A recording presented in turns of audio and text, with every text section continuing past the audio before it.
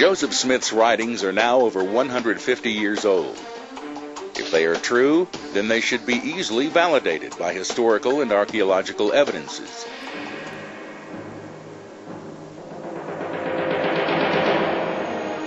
Joseph Smith, his father Joseph Sr., and his brother Hiram were actively involved in the occult while living in Palmyra, New York. Joseph Sr. considered his money digging an occupation and often brought Joseph Jr. with him on his expeditions. This involved special rituals and ceremonies which were performed for the purpose of obtaining buried treasure. It is through these expeditions that Joseph found his beloved seer stone, which he used to try to locate treasures of gold and silver. Joseph would place his magical rock into a hat and pull the hat up to his face to block out all light.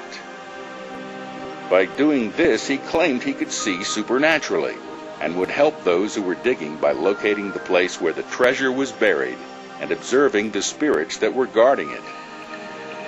Joseph and his father's money digging continued until at least March of 1826.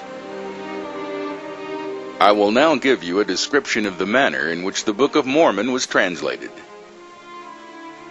Joseph would put the seer stone into a hat and put his face in the hat, drawing it closely around the face to exclude the light, and in the darkness the spiritual light would shine. A piece of something resembling parchment would appear, and on that appeared the writing. One character at a time would appear, and under it was the interpretation in English. Brother Joseph would read off the English to Oliver Cowdery, who was the principal scribe, and when it was written down and repeated to Brother Joseph to see if it was correct, then it would disappear, and another character with the interpretation would appear. Thus the Book of Mormon was translated by the gift and power of God, and not by any power of man.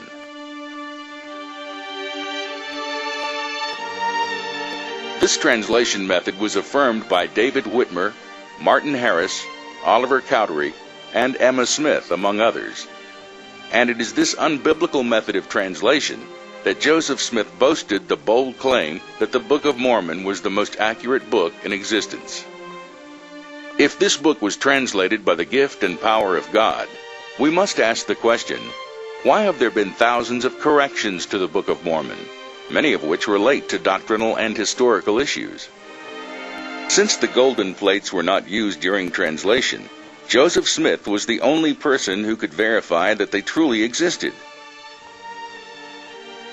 Initially, Joseph's witnesses vouched for Joseph and the golden plates, but when pressed by the public, Joseph's witnesses stated that they saw the golden plates through the eyes of faith, and never physically saw or handled them.